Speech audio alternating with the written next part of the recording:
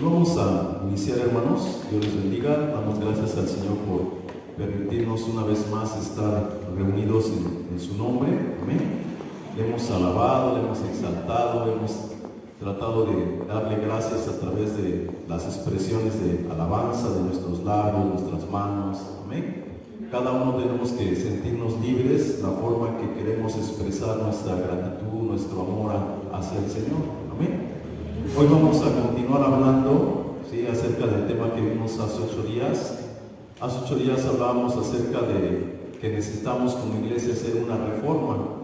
Y no porque sea algo que nosotros nos lo saquemos de la manga o nosotros queramos hacerlo, ¿verdad?, por una ocurrencia, sino veíamos que la palabra del Señor, ¿sí?, en el libro de Hebreos, el apóstol Pablo, escribiendo a los hebreos, nos dice que llegó un tiempo, cuando Jesús murió y resucitó, de quitar lo primero y establecer lo último. Y en esa voluntad de quitar lo primero y establecer lo último, somos santificados mediante la ofrenda del cuerpo de Jesús, hecha una vez y para siempre. Pero desgraciadamente, aunque eso está escrito desde hace, vamos a decir, 2000 años, pues realmente la iglesia no ha hecho una reforma. Eso ahí se ha quedado. Entonces, en este tiempo, pues tenemos que ponernos las pilas, observar lo que está escrito y pues tratar de mantenernos en esa reforma, quitar lo primero y establecer lo último. Y veíamos que eso pues no es fácil. ¿Por qué? Porque tenemos un dogma, tenemos una estructura que nos cuesta mucho trabajo modificar, porque es de tantos años que creemos que así deben de ser las cosas, cuando la realidad es que no deben de ser así, ¿sí? Entonces nosotros no podemos pretender estar haciendo las cosas a la manera de Dios o agradando a Dios cuando simplemente hacemos un acto y nos vamos a nuestra casa y no le damos seguimiento o cumplimiento a ese acto. Y veíamos como ejemplo, y ahorita lo vamos a tocar, ¿sí?, veamos como ejemplo el bautismo. El bautismo en agua representa un pacto de muerte y resurrección. Escucha, representa un pacto donde tú te comprometes a morir en la palabra para que haya un resucitar en la palabra. En la medida que tú mueres en la palabra, por la obediencia, por la de estar sumergido en la palabra, tú vas a andar en nueva vida. Va a haber una transformación, una resurrección. Si yo no estoy en la palabra y muero en la palabra, no hay resurrección. Eso representa el bautismo. Pero todos nos bautizamos y ya cumplimos. Ya cumplimos. ¿Cierto o no es cierto? Y el hecho del simbolismo, la práctica del simbolismo, la práctica del sacramento, ¿dónde quedó? No es el acto mismo, es lo que conlleva lo que está enseñando. Entonces a la iglesia se le ha enseñado que nada más es de cumplir el acto y ya estás en obediencia. No, ahí inicia el pacto para la obediencia. Entonces, si todos los días tú no tienes detenimiento, ¿sí?, estar en la palabra, sumergirte en la palabra, comprometerte a morir en la palabra, no va a haber resurrección, no va a haber un cambio en tu vida, seguiremos siendo los mismos. Y lo mismo sucede en todos los demás sacramentos. Y lo mismo sucedía en todos los ritos del Antiguo Testamento.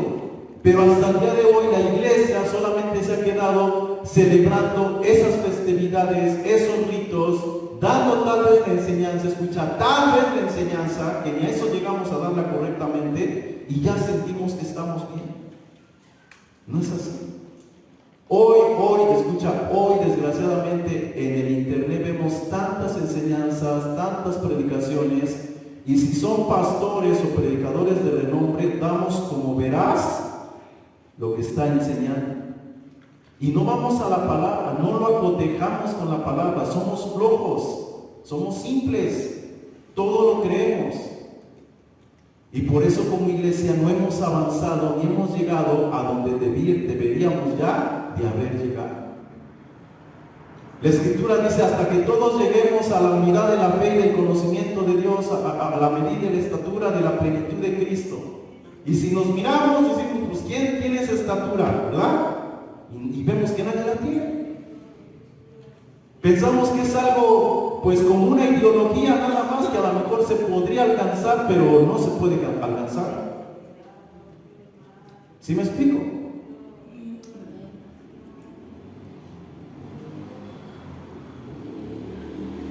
Ok, pues vamos a iniciar. El tema que vamos a ver hoy se llama ¿qué? Los rudimentos. Ya vimos lo que son los actos proféticos, ya vimos lo que es un rema y ahora nos toca ver los rudimentos. Escucha, la palabra rudimento tiene dos connotaciones, ¿ok? Una significa lo primero de una hilera o lo primero de una serie de cosas, y dos, el principio o las primeras lecciones de cualquier ciencia o profesión. Son dos palabras griegas diferentes. Una es estoicheo y otra es arche. Cada una se aplica de diferente forma, ¿ok? Pero viene siendo, vamos a decir, lo mismo. Y no me voy a meter tanto en el griego y todo eso, sino voy a lo principal, ¿ok? La palabra arche en griego significa o da la idea de un embrión que esté en formación, algo que tiene vida y necesita de desarrollo. Entonces, cuando nosotros estamos recibiendo las primeras enseñanzas, ¿cuál es el propósito? Que haya un desarrollo en nosotros como un embrión. Y un embrión no se queda todo el tiempo en el vientre de la madre, ¿o sí? Tarde o temprano tiene que dar a luz la madre. Y se tiene que ver el fruto de eso que estaba dentro de su estómago. ¿Sí me explico?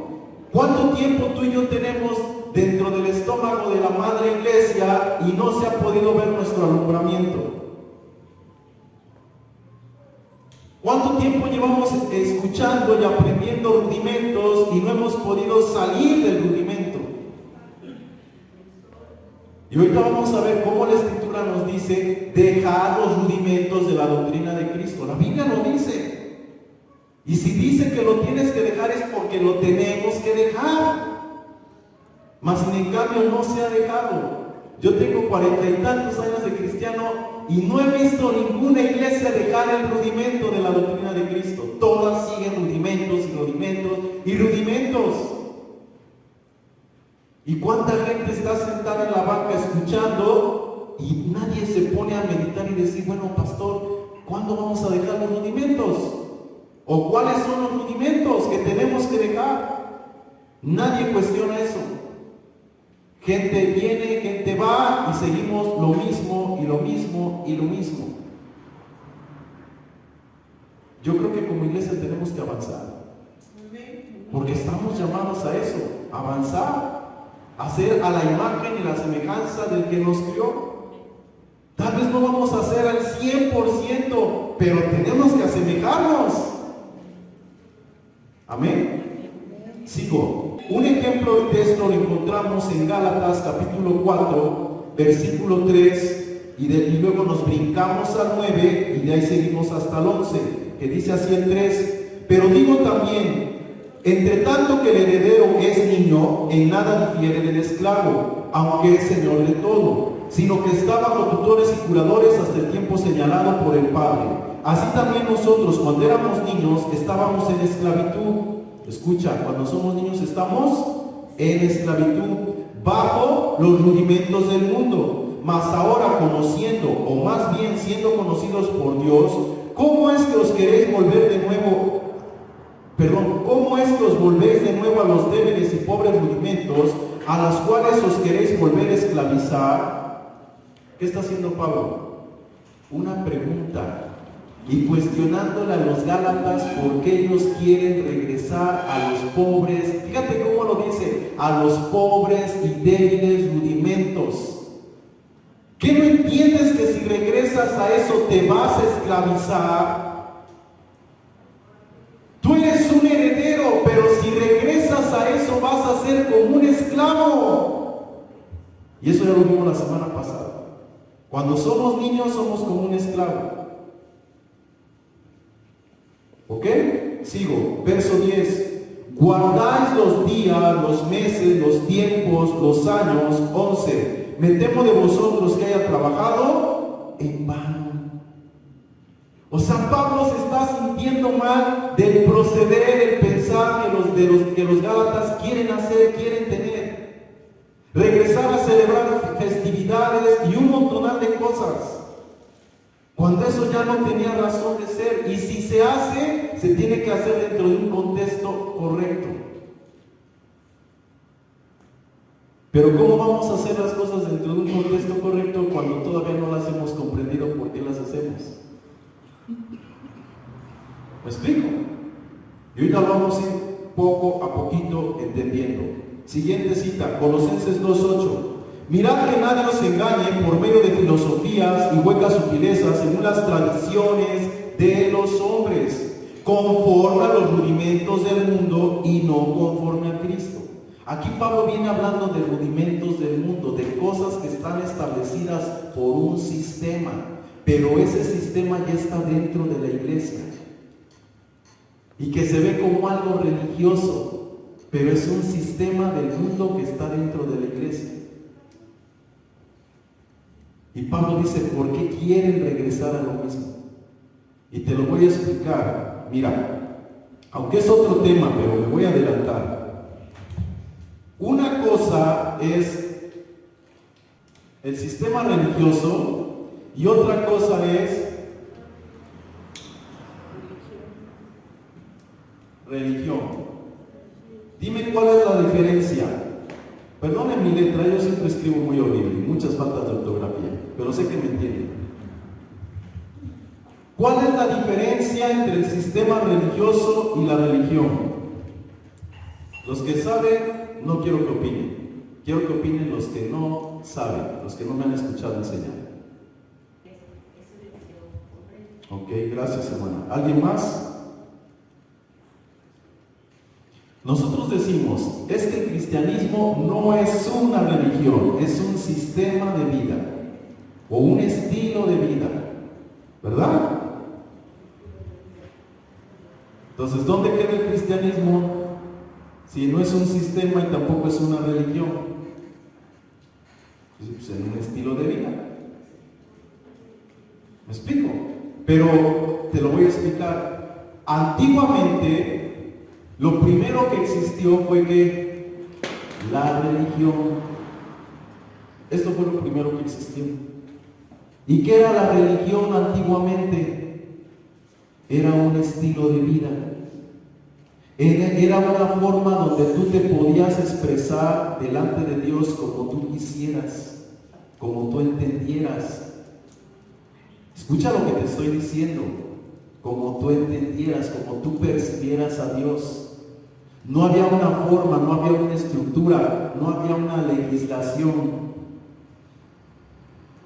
¿Sí me explico? Bueno, yo te hago la pregunta, ¿dónde entró el sistema religioso? Y yo les decía la semana pasada, hermanos, yo les pido me regalen un año. Este año yo les pido nada más. Si después de este año, cuando termine diciembre, ustedes se quieren ir de la iglesia, váyanse. Pero concédame escucharme un año. Porque voy a decir muchas cosas que de primera instancia ustedes van a decir, está mal el pastor. Pero en la medida que yo las vaya explicando, porque una cosa es decirlas, esto es lo que estoy haciendo es decirlo. Otra cosa es cuando yo se los demuestre con la escritura.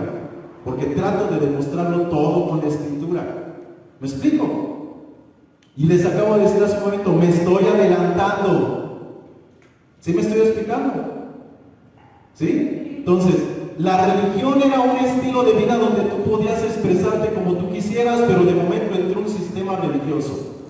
¿Alguien sabe en qué momento entró el sistema religioso? Ayúdenme, hermanos, rapidito. Lo que se les venga a su cabeza, no importa que estén equivocados. Cuando se establecieron los 10 mandamientos, efectivamente. Escucha lo que estoy diciendo. Cuando se dieron los 10 mandamientos a Moisés, que no fueron 10, fueron 613 mandamientos, ahí se empezó a legislar qué era correcto y qué era incorrecto delante de Dios. Allí a los hombres se les dio una instrucción y se les dijo: lo tienes que hacer así, porque así no. Y hasta el día de hoy la religión se encuadró a ese sistema. Y fuera de ese sistema, todo lo que tú quieras hacer o pretendas hacer o sientas hacer está mal. ¿Cierto o no? Y dentro de este sistema se formaron agrupaciones religiosas, porque cada uno se dio cuenta que el sistema no era así.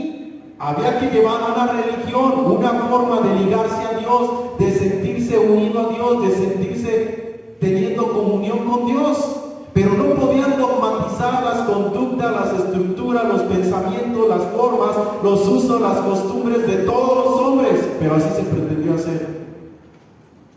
Y se hizo. Entonces, algunos no estuvieron de acuerdo en qué hicieron, pues su propia religión o su propio sistema. Y hoy en día, ¿cuántas religiones hay o cuántos sistemas hay? Nada más en México, más de 6,000. Más de 6,000. Y cada una piensa diferente y lleva las cosas de diferente manera. Y la pregunta es: ¿quién tiene la razón? ¿Me explico?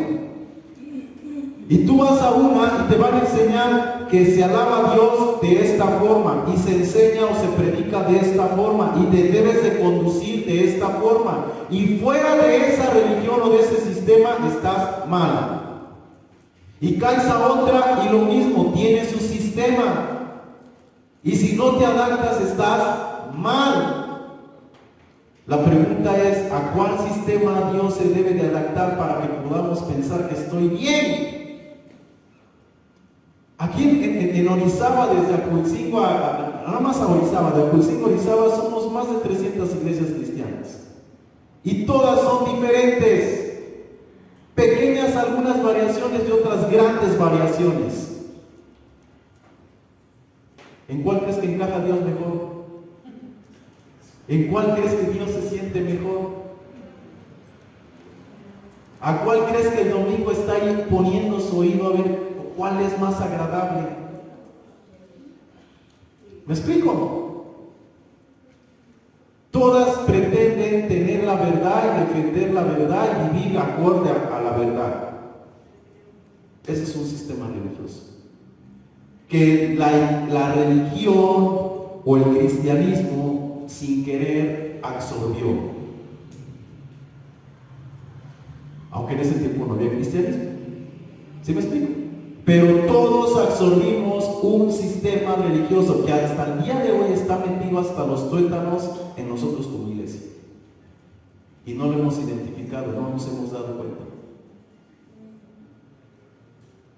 No sé si con lo poquito que te estoy diciendo, como que ya tu mentecita se va dando cuenta de que estás metido en un sistema. Si yo te preguntara: ¿de qué religión eres? ¿Qué me contestarías? ¿O de qué denominación perteneces? ¿Qué me contestarías? A ver, quiero 3 personas que participen. Cristiano. ¿Eres cristiano? Cristiano evangélico. Rápido. Yo soy pentecostés. ¿Qué más? Rápido, hermanos. Yo soy bautista. ¿No? Ahora, ¿qué te hace creer que tú eres pentecostés, que tú eres evangélico, que tú eres bautista, que tú eres metodista, que tú eres presbiteriano, que tú eres mormón, que tú eres lo que quieras ser? ¿Qué te hace creer que es eso?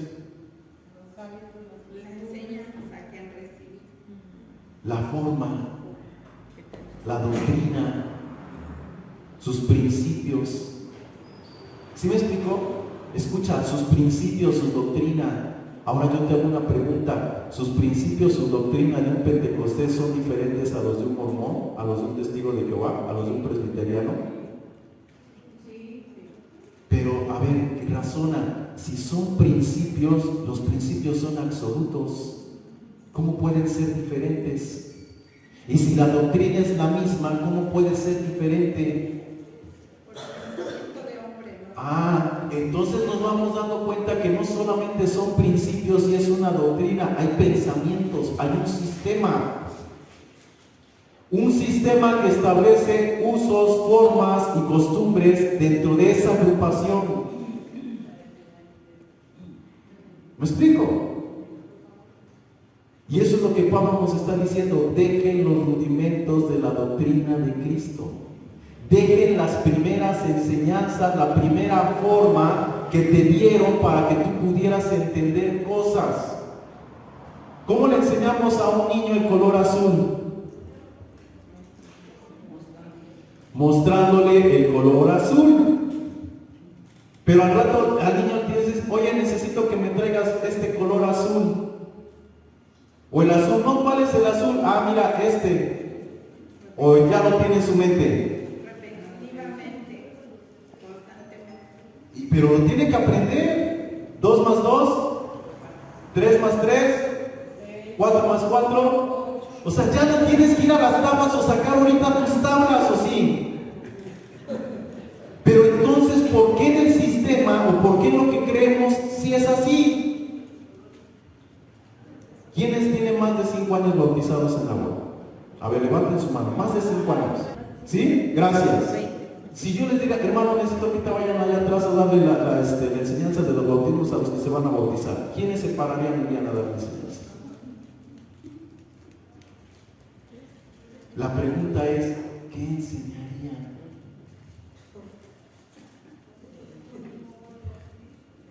Si tenemos que dejar el rudimento, ¿qué enseñarían? No sé si me estoy explicando.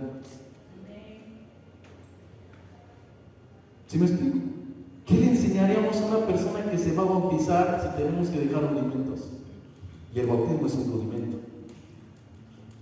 Te lo voy a explicar de esta forma. El apóstol Pablo dice: dejando los rudimentos de la doctrina de Cristo. No dice la doctrina, dice el rudimento. Una cosa es la doctrina y otra cosa es el rudimento. ¿Sí entendiste qué es el rudimento? 3 que me digan qué es el rudimento.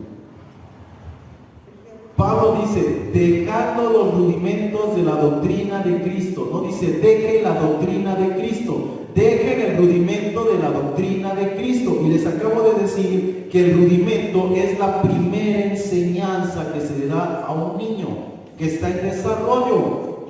¿Qué es la primera enseñanza? Y les dije: símbolos, ritos, sacramentos, fiestas. Todo eso era una figura de lo que había de venir. Escuchen, una figura. Al niño le pones figuras, imágenes, cosas, símbolos para que pueda entender.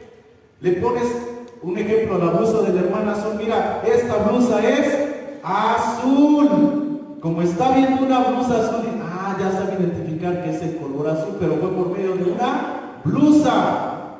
Esta naranja es naranja. Por medio de una naranja aprendió que era naranja. Este plátano es amarillo. Por medio de un plátano aprendió que era amarillo.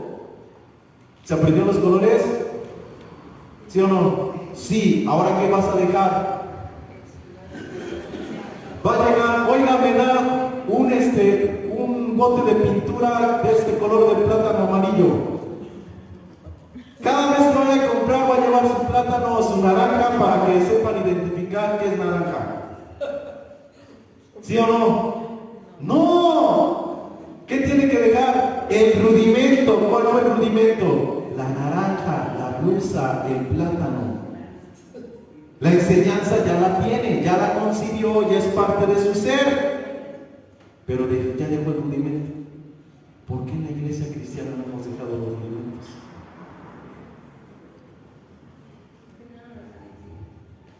Pero la Biblia lo dice. Ok, ya nos vamos entendiendo. Seguimos. Hebreos 5:12. Porque debiendo ser ya maestros, después de tanto tiempo, tenéis necesidad de que se os vuelva a enseñar cuáles son los primeros rudimentos de las palabras de Dios. Y habéis llegado a ser tales que tenéis necesidad de leche y no de alimento sólido. Una persona que no ha aprendido la enseñanza de los rudimentos va a seguir con rudimentos. ¿Qué va a necesitar? Símbolos, ritos, usos, formas, costumbres. ¿Para qué? Para sentir que está agradando a Dios. Pero termina de hacer lo que está agradando a Dios y se va a su casa. ¿Y dónde quedó? ¿Dónde quedó la enseñanza? ¿Dónde quedó el principio? ¿Sí me estoy explicando? Voy a hacer una pregunta. ¿Es bueno que ayunemos? ¿Sí o no? Ok. ¿Alguien me podría dar la primera cita en la Biblia de por qué se estableció el ayuno? Cuando Jesucristo fue tentado por el enemigo, estaba en ayuno 40 días y pudo vencerlo. Ok, estaba en oración y en ayuno y pudo vencerlo por la oración y el ayuno. Pero yo quiero la cita de dónde sale que tenemos que ayunar y el principio bíblico por qué se debe de ayunar. ¿Alguien me lo puede dar?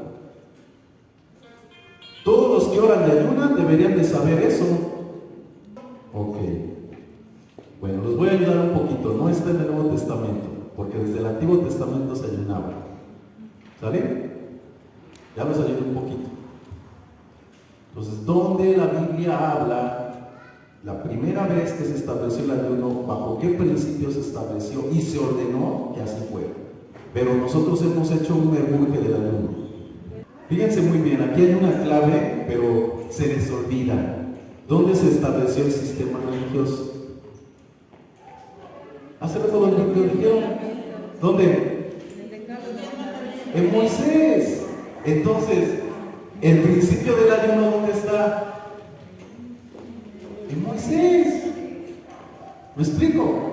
Dentro de esas 613 leyes está una ley que habla del ayuno. Hay hasta una fiesta referente al ayuno, establecida en Levítico, en Deuteronomio. Y esa fiesta era para darle gracias a Dios por su cuidado y su provisión, y se tenía que ayunar.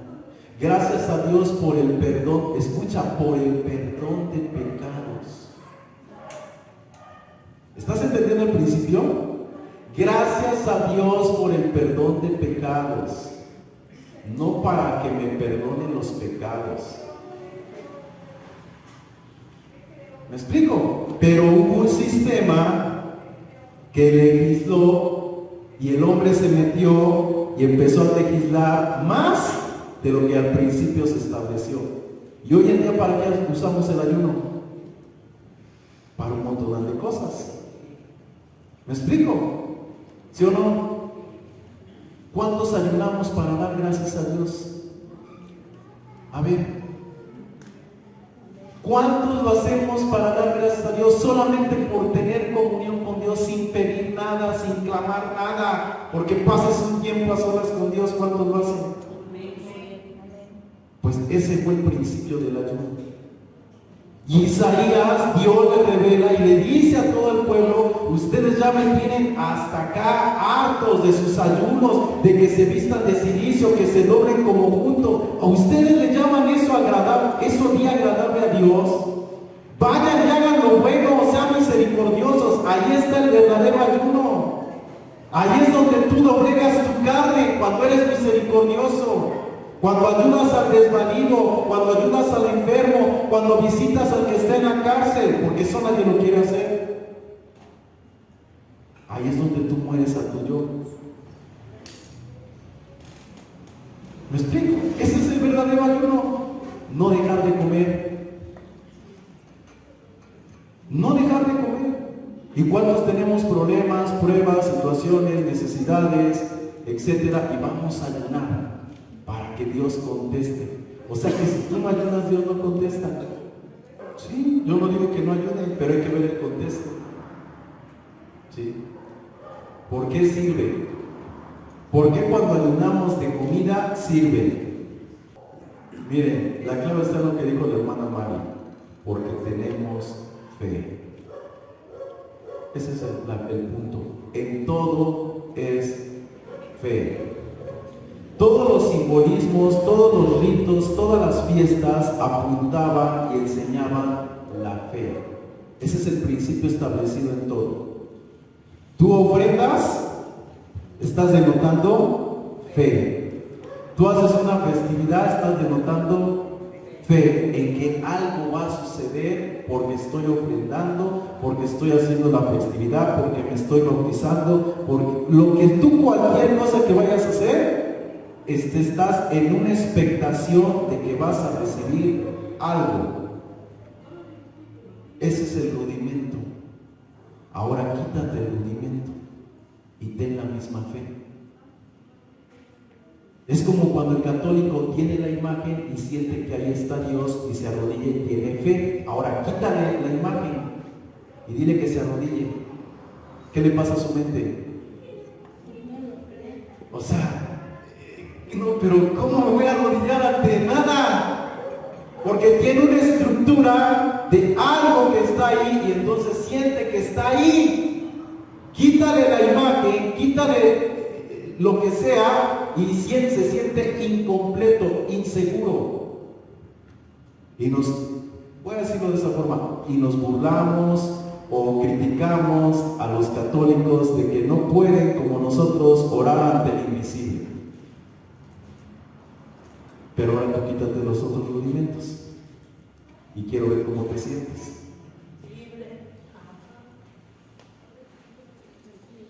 Quiero que tú no ayunes y sientas que Dios te está escuchando.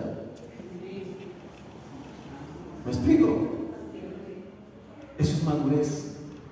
Que tú crees crees el estado de conciencia solamente por saber que lo dijo y que lo estableció. ¿Me explico? Llegó Jesús a un pozo y encontró una mujer, la samaritana, y le dijo: Señor, a ver, vamos a aprovechar que estás ahorita aquí presente. ¿Por qué ustedes dicen que hay que adorar en Jerusalén y a nosotros nos enseñan que en Jericín? A ver, tú que pareces profeta y me estás diciendo la verdad, dime dónde se tiene que adorar, ¿en Jerusalén o en Jericín? ¿Y qué le dijo Jesús? Ni en Jerusalén ni en Jericín, en espíritu y en verdad. ¿Y cuántos seguimos en Jerusalén y otros en Jericín? Porque si no lo hago en Jerusalén, como que no está Dios. ¿Me explico? Es necesario dejar el rudimento, no la doctrina de Cristo, porque eso te va a ayudar a madurar en tu mente. En tu mente. ¿Me explico?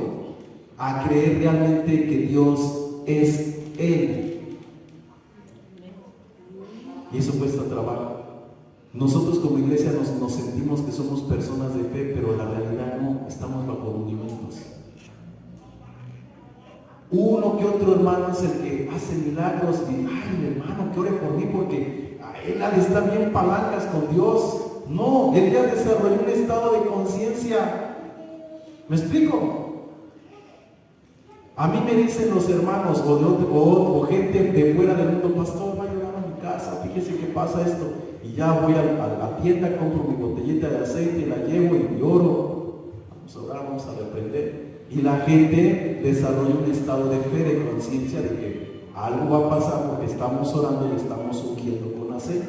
Y como tenemos el sistema religioso de un cordero de sangre, de aceite, y pasó al ángel de la muerte y no mató a nada porque estaba eso, la fe, la conciencia está desarrollando fe de que hay una cobertura. ¿Me explico? Pero si yo llego y no llevo aceite, y ni unjo, ni nada, o a lo mejor ni voy a tu casa y nada más te digo: hermana, cambie su forma de ser, hermana, cambie su proceder y eso se va a ir. ¿Qué pensarías de mí? ¿Verdad? Ay, qué pastor tan simple. O sea, yo quiero que vaya, nada más te está diciendo que me porte bien y ya eso se va a ir. ¿Me explico? Pero diría diría Pablo, todos debemos de ser del mismo pensar y del mismo sentir. Y si alguno siente diferente, el Espíritu se lo revelará. Y como tú no puedes, dice la Escritura, tener la fe de otro, ¿me explico? Entonces, ¿qué haces? Pues vas y te pones a su nivel para que tenga la conciencia de fe y eso se va. Aunque como va a seguir su vida igual, eso va a regresar, esa es la realidad. Y puede ser peor. ¿Me explico? Pero eso a la gente, al niño le hace sentir bien. Y a los pastores nos hace sentir bien que sean dependientes de nosotros, que no crezcan. ¿Me explico? Procesemos las cosas, hermanos. Procesemos las cosas. Ya basta de tanta niñez, ya basta de tanto abuso. Desde allá para acá y de aquí para allá. Es recíproco. Es recíproco. Tenemos que madurar. Amén. Sigo. Escucha, de la comprensión de la doctrina de los rudimentos depende que cada uno podamos ser edificados para luego cada uno de nosotros poder sobre edificar. Vamos a primera de Corintios capítulo 3 verso 10. Escucha lo que estoy diciendo. De la comprensión de la doctrina de los rudimentos depende que nosotros seamos edificados, para que después nosotros podamos sobre edificar. Escucha, 1 Corintios 3:10 dice, conforme a la gracia de Dios que me ha sido dada, yo como perito arquitecto puse el fundamento y otro edifica encima.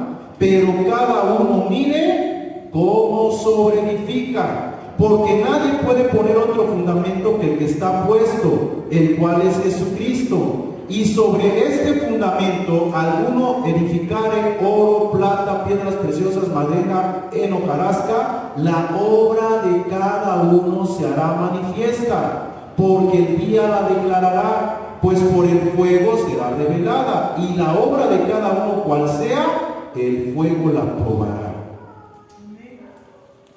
¿Cuántos personajes o cuántas, cómo le puedo decir? Bueno, personajes aparecen en este texto? A ver, lean y díganme si está así. Pablo puso el fundamento, el cual es Jesucristo. Y dice Pablo, otro viene y edifica. Y ahora cada uno mire cómo sobreedifica. ¿Sí dice así en su Biblia o nada más en la mía?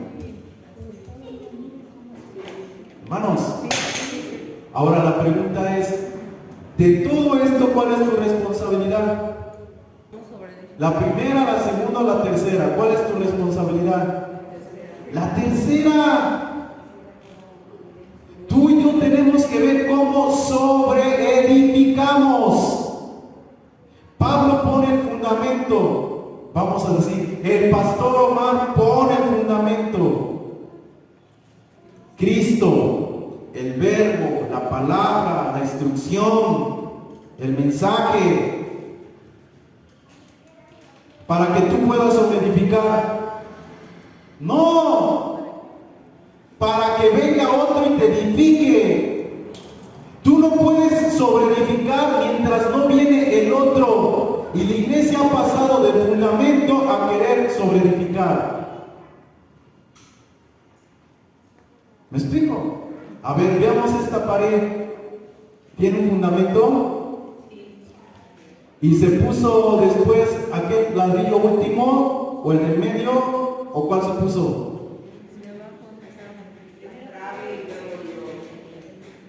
Si entendemos que hay un proceso, un fundamento, otro que viene y edifica, y al último tú y yo sobreedificamos. Ahora yo hago una pregunta, ¿a qué se refiere esto? ¿Qué es esto? A ver, te lo voy a decir de otra forma. ¿Quién edifica? Si yo te estoy diciendo el pastor Omar pone el fundamento, ¿cómo es que el pastor Omar te va a edificar? Pablo está reconociendo y te está haciendo ver cuál es el proceso. Él, como perito arquitecto, pone un fundamento. palabra, el verbo, la instrucción. ¿Qué estoy haciendo yo? Poniendo un fundamento, una palabra, una instrucción, teoría. Esa es la realidad. Yo te estoy dando ahorita teoría, mucho conocimiento. Esa es mi función como Pablo, poner un fundamento. ¿Qué vas a hacer con ese fundamento? ¿Sobre edificar? ¡No! ¿Y este ya te lo estás brincando? ¿Quién es este? No, nosotros somos estos, tú y yo sobreedificamos. ¿Quién es este? No, Jesús es la palabra y el verbo que ya está en tu vida y que yo tengo que estar reforzando con la palabra. Por eso estamos como estamos. Por eso nunca progresamos. El que viene y edifica sobre el fundamento es el Espíritu Santo. El que tiene que vivificar y darle vida a la instrucción que tú estás recibiendo. Todos recibimos conocimiento, información y lo queremos llevar a la práctica sin tener la revelación. Sin que esa información y conocimiento sea realmente parte de un principio interno de ti. ¿Me explico?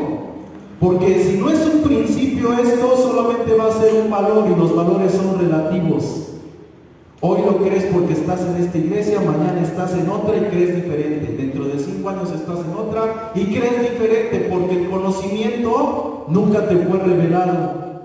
Se quedó el conocimiento en tu vida y va a variar de acuerdo a cada iglesia o cada pastor que te enseñe. Pero cuando esto te sea revelado, que efectivamente el fundamento es conforme a la revelación, entonces vas a poder sobreedificar. Y nadie va a tirar lo que tú estás sobreedificando sobre la revelación y el fundamento. Por eso cambiamos y cambiamos de creencias y de conceptos y de prácticas, porque de aquí nos brincamos acá y nunca tenemos la revelación. Dijéramos la confirmación del fundamento, de lo que estás recibiendo. Y eso no te lo va a dar el pastor Omar. Eso te lo va a dar Dios, tu relación, tu intimidad con Dios. Jesús le preguntó a Pedro: oye Pedro, ¿qué dicen los hombres que soy yo? Pues unos dicen que eres un profeta, otros que eres un maestro, otros dicen que tú eres Elías. ¿Alguna vez se han preguntado por qué dijeron que tú eres Elías? Como que no hay razón de ser, ¿verdad? Pero después se los voy a enseñar por qué. Y ya Jesús dice, bueno, a ver, ok, pero tú para ti, tú que estamos, tú y yo aquí entre nos, ¿quién crees que soy yo? ¿Y qué vino? La revelación. Lo que Pedro veía, ¿sí? De momento le cayó el 20, tú eres el Hijo de Dios, tú eres el Cristo. Tú no eres un hombre cualquiera que hace milagros y que hace prodigios, tú eres el Cristo. Y entonces se estructuró en su vida, en su yo. Y el fundamento se pudo sobreedificar algo. ¿Crees que alguien iba a venir y iba a decir a Pedro y lo iban a convencer de que Jesús no era el Cristo? No, a él le fue revelado, no era conocimiento. Su espíritu comprendió algo diferente a lo teórico, a lo que veía, a lo que oía. En su espíritu se dio cuenta que efectivamente lo que veía y oía era el Cristo. A ti te tiene que caer en mente que lo que estás escuchando es lo que Dios quiere que escuches, lo que Dios quiere que practiques. Y por eso les digo, denme un tiempo. ¿Por qué? Porque ahorita es teoría, pero te tiene que venir la revelación. Si tú tienes hambre, vas a ser edificado. El que edifica es el Espíritu Santo. Mientras tú no seas edificado, no puedes sobreedificar. Y luego dice el apóstol Pablo, si alguno sobreedificare oro, plata, piedras preciosas, madera, heno, hojarasca, la obra, la sobreedificación será probada por fuego. Y el diario vivir se manifestará. ¿Y en cuánto se ha manifestado si hemos sido edificados o si solamente tenemos fundamento? La mayoría solamente tenemos fundamento. Porque no sabemos las doctrinas, no nos han sido reveladas. Ayer predicaba yo y me decía una hermana cuando terminó, se acercó y dice: oiga, pastor, a mí me bautizaron por aspersión, nada más me echaron agüita en la cabeza. ¿Mi bautizo cree usted que vale o me tengo que volver a bautizar? La hermana ya tiene años en el cristianismo. La pregunta es: ¿tiene fundamento? Sí, sí, tiene conocimiento y se bautizó, sabía que tenía que bautizarse. ¿Ha sido edificada? No. ¿Me explico? ¿Qué puede sobreedificar? ¿Cuántos estamos así? ¿Vale? ¿No vale? Que si es en una alberca, que si es en un río, que si es en el mar, que si se quedan los pecados ahí, que si me vuelvo contaminar, o sea, que si vale en una tina o no vale en una tina, o si me rocían, vale o no vale. Dejando los rudimentos de la doctrina de Cristo, vamos adelante. ¿Qué representa el bautismo? ¿Qué representa? Representa, grábatelo, representa. No da nada, no genera nada. Y ya les dije hace 8 días de dónde proviene todo ese rollo para que te hagan sentir que tú eres parte de y perteneces acá y entonces te sujetas acá. Todo es un trasfondo de un sistema religioso para tenerte bien amarrado y bien controlado. Pero eso nos gusta. En mi iglesia, no, pastor, no, hermano, yo en mi iglesia, mira, nuestro pastor nos trae bien derechitos. Cuidado y te deshaces del desorden, porque luego te llama la atención y ahí no se juega. Un sistema religioso. Porque si te quitan la correa, sales corriendo y te atropella un carro. No sabes vivir en libertad. Así somos felices, con la correa. Hello. Esa es la verdad. Y otros, pues no saben tener casa, son de la calle, no saben ser cuerpo, no saben que somos un cuerpo. Son miembros de una iglesia, pero no de un cuerpo. Y como entienden que el sistema tiene que ver con una iglesia y el sistema es religioso, pues yo ya no soy de ninguna iglesia, yo soy de Cristo, ya andan como llanero solitario. Porque no tienen revelación, tienen la información. No saben lo que es ser un cuerpo, necesitan la revelación. No sé si me estoy explicando. Porque no se trata de ser iglesia, se trata de ser cuerpo. ¿Sí? Esa palabra iglesia igual es un ejemplo de lo que estamos llamados a ser, mas no realmente somos iglesia. No sé si me estoy explicando. A ver, ¿somos iglesia o somos el cuerpo de Cristo? Llamados a ser iglesia. ¿Me explico? La iglesia, se los voy a explicar, la iglesia era una asamblea, era un grupo de personas, dijéramos, voy a agarrar estos 5 que están acá y les voy a decir: hermanos, de hoy en adelante se va a empezar a las 10 de la mañana. Entonces, ¿qué hacen los 5? Necesitan avisarle a todos los demás que a las 10 de la mañana se va a empezar. Eso es ser una iglesia. Eran unos heraldos, unas atalayas que iban de comunidad en comunidad, pasando la noticia o el edicto o el estatuto del rey, del emperador de Roma. Eso era iglesia, era una asamblea donde se determinaban cosas y ellas iban y la regaban por toda la comarca o todo el reinado. De ahí viene que somos iglesia, una asamblea llamada afuera a anunciar, a proclamar lo que se estableció aquí. ¿Lo hacemos como iglesia? No. Pero esa es nuestra función, ser iglesia, ser predicadores, ser anunciadores de buenas nuevas. Eso es proclamar el evangelio. La iglesia está para proclamar, declarar el evangelio, las virtudes, lo que se estableció en Cristo. Pero somos cuerpo. ¿Y sientes lo que es el cuerpo? ¿Cuántos saben que somos el cuerpo de Cristo? Amén. Ahora yo te voy a hacer una pregunta. ¿Figurado o literal? ¿Literal? ¿Sí sabes qué es literal? A ver, Laurita, ¿tú eres mi cuerpo? ¿Yo soy de tu cuerpo?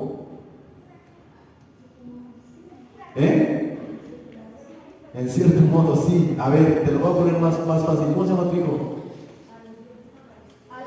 Alan. ¿Es de tu cuerpo, de tu carne, de tu genética? Yo no. ¿Soy de tu cuerpo? No. Pero Alan, sí. ¿Lo están entendiendo? Eso es literal. Alan es de su cuerpo. Se formó en su ser, de su sangre, de su genética. Ahí se estructuró. Y hay una conexión irrompible para toda la vida. Ahora yo hago la pregunta otra vez. ¿Qué somos? ¿Somos el cuerpo de Cristo? Literal, espiritualmente o literalmente. Literalmente. Un día se los voy a enseñar. La Biblia enseña que somos miembros de su piel, de su carne, de sus huesos. Literalmente. Pero sin en cambio nosotros seguimos viendo a un Dios que es espíritu, ¿verdad? Y que no tiene cuerpo. Si no tiene cuerpo, ¿cómo es que tú eres el cuerpo? También la Biblia dice que de una misma sangre hizo el linaje de los hombres. ¿De cuál sangre?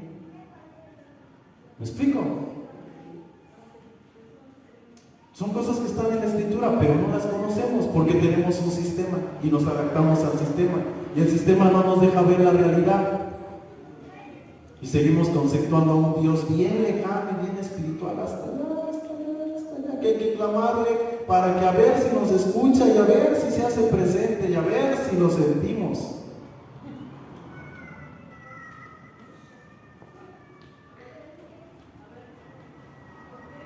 ¿Sí o no? A ver, pásala ahorita. No seas penosa. Y ve a los hermanos. Ve a los hermanos. Tú me dices si sientes o no sientes. ¿Sí? Ya, ahorita, siéntate. ¿Qué sentiste? Que te toqué. ¿Dónde te toqué? En el hombro. Yo pregunto, ¿por qué sintió Laura que le toqué el hombro si no me estaba viendo? Sintió. ¿Por qué sintió? Porque toqué su cuerpo y su cuerpo está todo conectado. Así la hubiera tocado en la punta del dedo, se hubiera dado cuenta, ¿sí o no? Porque está conectada. ¿Tú crees que cuando tú oras a Dios, Dios te escucha y cuando tú no oras, Dios no sabe qué te pasa?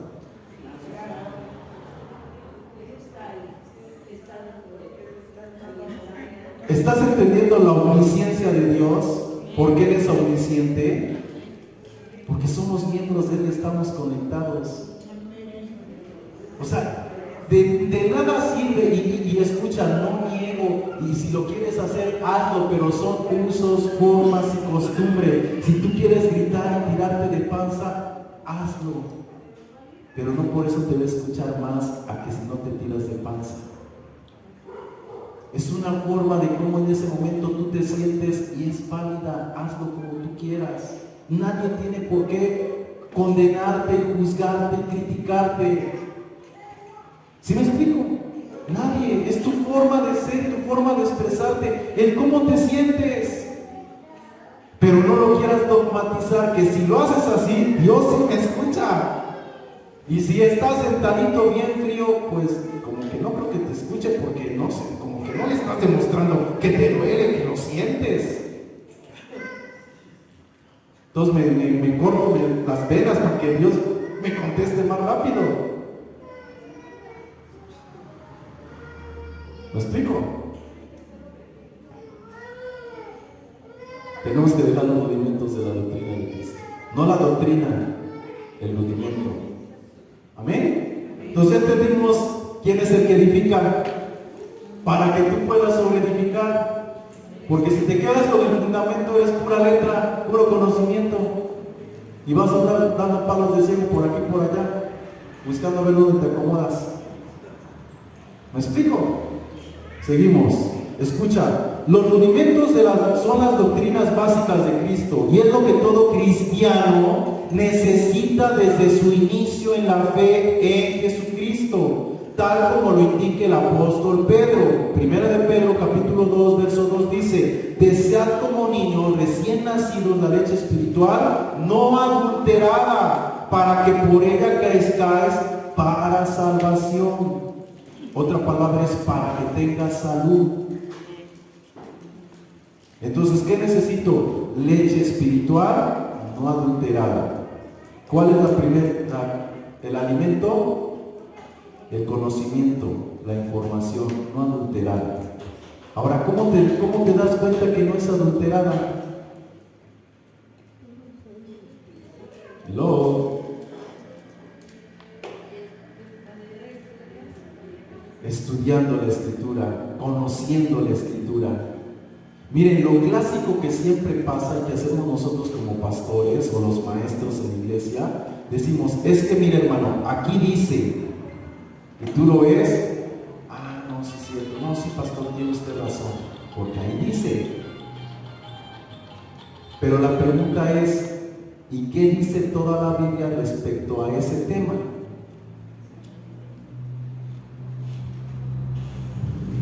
¿Qué dice toda la Biblia?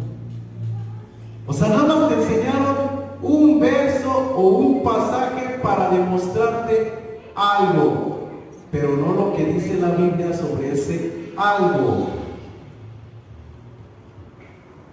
Voy a poner un ejemplo, o voy a poner dos. ¿Cuántos creemos, a ver, cómo lo digo? Que el Espíritu Santo es el que nos bautiza en fuego. No se quemen. ¿Sale? Piensa si tú lo crees. ¿Me explico? Ahora yo te hago una pregunta. ¿Dónde está la cita que dice eso? Ahí sí necesito que me lo digas. Si quieres, búscalo en tu celular, encuéntrala y lémelo. No recuerdo ahorita bien la cita, pero dice, cuando Él venga, está hablando Juan el Bautista, ya me acuerdo. Está hablando Juan el Bautista hablando de Jesús, y dice, cuando Él venga, Él los bautizará en Espíritu Santo y en fuego. ¿Sí o no? Entonces la pregunta es, ¿quién bautiza en fuego? ¿Jesús o el Espíritu Santo? A ver qué dice.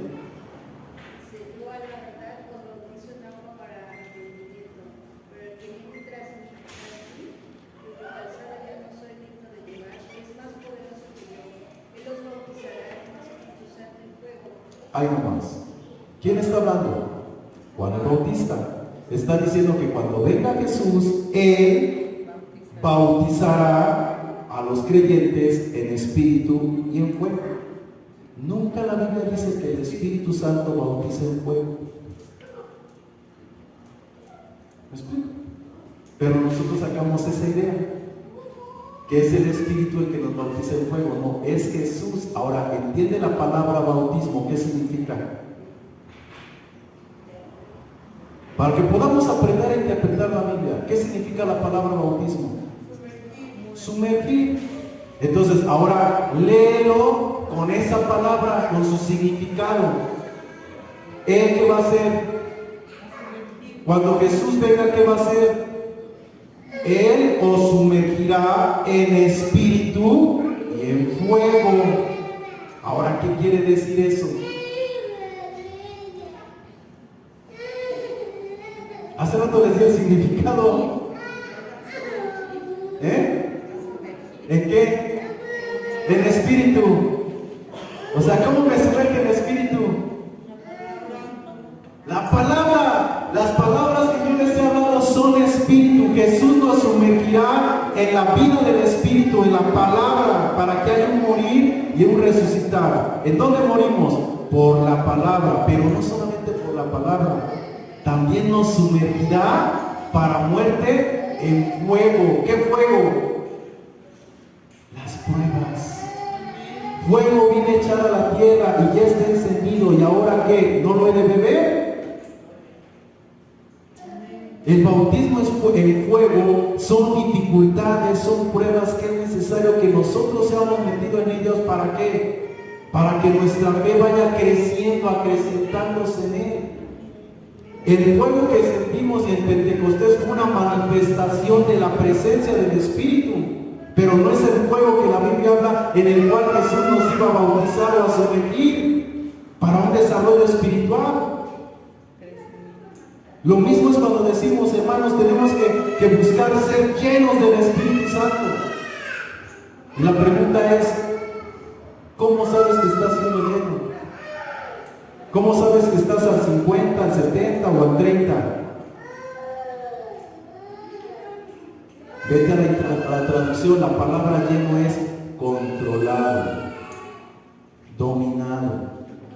Entonces no se trata de, dale más Espíritu Santo, más Espíritu Santo, más Espíritu Santo. ¿O sí? La Biblia dice, Dios no da el Espíritu por medida. Todos hemos recibido una misma medida. Pero tú te tragas el cuento de más Espíritu Santo, lleno del Espíritu Santo. ¿Sí me estoy explicando? Yo sé que suena fuerte todo lo que te estoy diciendo, pero la iglesia tiene que crecer, tiene que despertar. Los tiempos ya son cortos. Esto se tenía que haber enseñado hace 2000 años, hermanos. No ahorita, hace 2000 años. Amén o no amén. Entonces, ¿quieres ser lleno del Espíritu Santo? Déjate dominar por Él. Obedécele, sujétate y ahí vas a ser lleno. Ahí vas a estar siendo controlado. El Espíritu Santo dice, deja de mentir, deja de gritar, deja de comportarte así, quítate el resentimiento. Y tú, ¿por qué? ¿Por qué? ¿Por qué? ¿Por qué? Así somos. Ah, pero si quieres, Señor, lléname, lléname, lléname, lléname. Estamos fuera de Él. ¿Quieres ser lleno? Cállate la boca. ¿Quieres ser lleno? Sométete, cambia, sujétate. Entonces, ahora sí puedes decir, estoy siendo lleno del Espíritu. Ya no le grité a mi esposo, hermana, ¿qué cree? Ya el Señor ya me está controlando. El Señor te tiene controlado, tú te tienes que controlar. Porque el Señor nos ha dado un espíritu de dominio propio. O Señor, contrólame. ¿Me explico? Tú tienes que ejercer fe, autoridad en Él, en tu depósito que ya está establecido en tu vida. Amén. Bueno, el último. El escritor del libro de Hebreos, en el capítulo 5, habla de a quienes también se le debe de enseñar los rudimentos de las palabras de Dios. Ya vimos que a los niños, a los recién nacidos, a los espirituales, ¿ok? Pero Hebreos 5 nos habla de otro tipo de personas. Dice así el versículo 12, porque debiendo ser ya maestros después de tanto tiempo, tenéis necesidad de que se os vuelva a enseñar los primeros rudimentos. Entonces, ¿a quién también se le deben enseñar los rudimentos? A la gente que ya tiene tiempo y que no los ha aprendido. A los cabezones, ¿verdad? Los niñotes espirituales. Porque Pablo se nos dice, ustedes ya tenían que haber sido maestros y todavía tienen necesidad de leche. ¿Estaremos así como iglesia? Hermanos, estamos así como iglesia. Porque muchos de los que estamos aquí ya deberíamos de ser maestros. Maestros. Y a lo mejor no tanto de que estés aquí parado enseñando, sino en tu propia vida. Ya deberíamos de ser maestros en el cómo hacer las cosas. Hay un versículo en la Biblia bien fuerte, uno de los, para mí, de los más fuertes. Cuando Dios me lo enseñó, a mí me pegó mucho, y siempre lo tengo aquí, que dice así, para que la multiforme sabiduría de Dios sea dada a conocer por medio de la iglesia a los principados y a las potestades en los lugares celestiales en Cristo Jesús, Señor nuestro. Ese texto es fuertesísimo. ¿Qué nos está diciendo? Que tu estilo de vida se tiene que dar a conocer a esos principados y esas potestades. No en este plano, dice, en los lugares celestiales. Hasta allá tienes que ser conocido. ¿De qué estamos hablando? De lo que hablábamos el domingo, de que mi energía vibratoria, el mover del Espíritu en mí, hasta allá tiene que llegar, hasta allá tiene que subir. Por eso estábamos echando fuera demonios y el demonio decía, te conjuro por Jesús y te conjuro por Pablo. ¿No hacían así? ¿Por qué hacían eso? Porque sabían que Pablo echaba fuera demonios. Entonces tomaron a Pablo como yo tengo la autoridad y en la autoridad de Pablo te echo fuera. Y en la autoridad de Jesús te echo fuera. Por eso decimos en el nombre de Jesús. ¿Me explico? Por eso utilizamos el nombre de Jesús para hacer ver que yo estoy bajo la autoridad de Él y por lo tanto estoy bajo autoridad y tengo autoridad. Pero ese demonio que dijo, a Jesús conozco y a Pablo y sé quién es Pablo, pero ¿tú qué? Vale, sáquese por ahí. Esa fue la verdad. Los golpeó, los desnudó y salieron huyendo.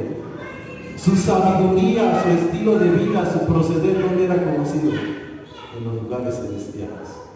Y a ti y a mí en nuestra colonia saben que somos cristianos.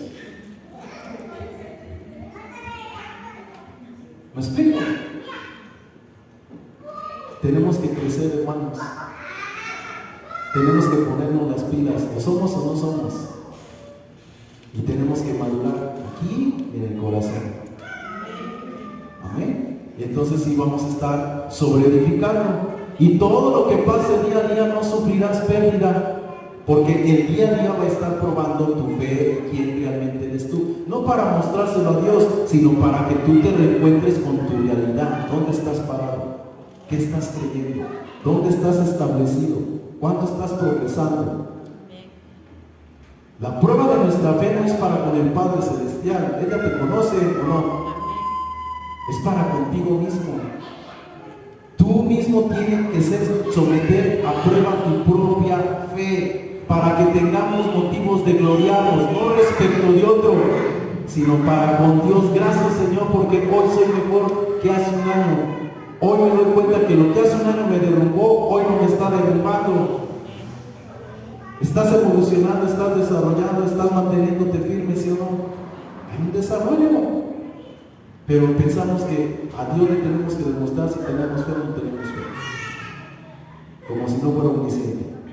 Como si no supiera. ¿Ok? Pues vamos a pararle hasta ahí. ¿Ok, hermanos?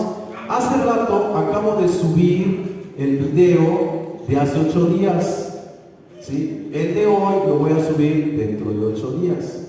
Y el del miércoles lo voy a subir el miércoles. O sea, vamos a ir un video atrasado para que lo repasen, lo estudien, ¿sí?